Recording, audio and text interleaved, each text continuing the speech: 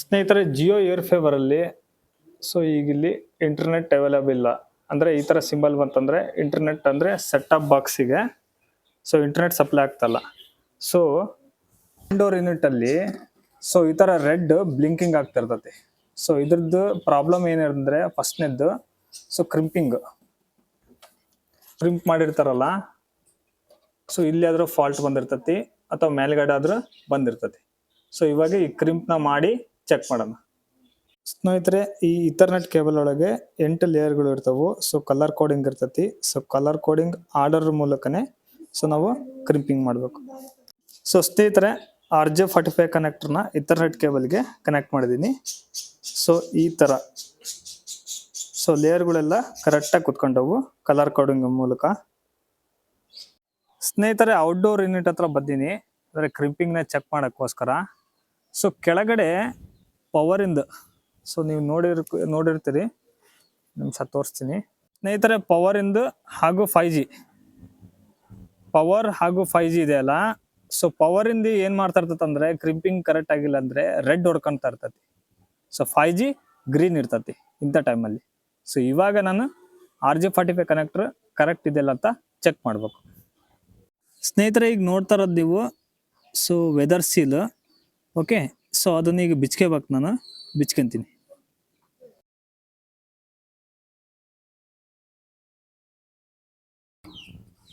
ಸ್ನೇಹಿತರೆ, weather seal ನ ಬಿಚ್ಕೊಂತಿದ್ದೀನಿ ನಾನು.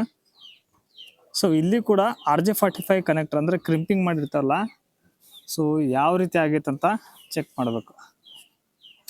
ಸ್ನೇಹಿತರೆ, RJ45 ಕನೆಕ್ಟರ್ ಅಂದ್ರೆ ಔಟ್ಡೋರ್ ಯೂನಿಟ್ ಅಲ್ಲಿ ಈ RJ45 ಕನೆಕ್ಟ್ ಮಾಡಿರೋದು.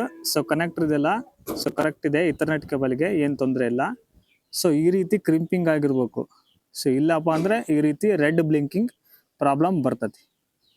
ಸ್ನೇಹಿತರೆ, ಕೆಳಗಡೆ RJ45 ಕನೆಕ್ಟರ್ ಅಂದ್ರೆ ಇಥರ್ನೆಟ್ ಕೇಬಲ್ಗೆ ನಾನು ಕ್ರಿಂಪ್ ಮಾಡಿ ಹಾಕಿ ಬಂದೀನಿ RJ45 ನ. ಇಲ್ಲಿ ಕರೆಕ್ಟ್ ಇದೆ.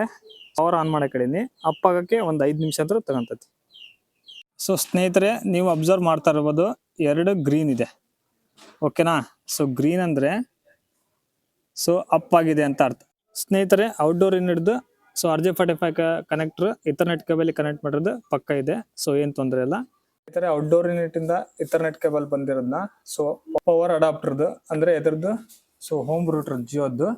LED ಅವಾಗೆ ಬ್ಲಿಂಕ್ ಅಂದ್ರೆ ರೆಡ್ ಹೊಡಿತಾ ಇತ್ತು. ಇವಾಗ ಗ್ರೀನ್ ಇದೆ.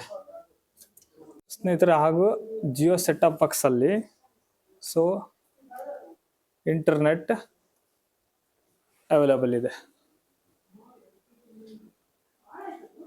ಸ್ನೇಹಿತರೆ, ಇವಾಗ Jio air favour home router ಅಲ್ಲಿ ರೆಡ್ ಬ್ಲಿಂಕಿಂಗ್ ಆತಂದ್ರೆ ಒಂದೇ ಪ್ರಾಬ್ಲಮ್ ಬರೋದು ಏನಪ್ಪಾ ಅಂದ್ರೆ ಈ RJ45 ಕನೆಕ್ಟರ್ ಇದೆಯಲ್ಲ, ಕನೆಕ್ಟರ್ನ ಕರೆಕ್ಟಾಗಿ ಕ್ರಿಂಪಿಂಗ್ ಮಾಡಬೇಕು. ನೋಡ್ರಿ, ಇದು ಲಾಸ್ಟ್ ಟೈಮ್ ಯಾರು ಇನ್ಸ್ಟಾಲೇಷನ್ ಮಾಡಿದಾರೋ ಗೊತ್ತಿಲ್ಲ. ಬಟ್ ಅವರು ಟೆಕ್ನಿಷಿಯನ್ಗೆ ಏನು ಹೇಳ್ತೀನಿ ಅಂದ್ರೆ ಕ್ರಿಂಪಿಂಗ್ ಮಾಡೋ ಟೈಮಲ್ಲಿ ಶಾರ್ಟ್ ಮಾಡ್ಕೊಳ್ರಿ. ಅಂದ್ರೆ ಸಣ್ಣದಿರ್ಬೇಕು. ಈಗ ತೋರಿಸ್ತೀನಿ ನೋಡ್ರಿ ನಾನು ಮಾಡಿರೋದು ಕ್ರಿಂಪಿಂಗ್ನ.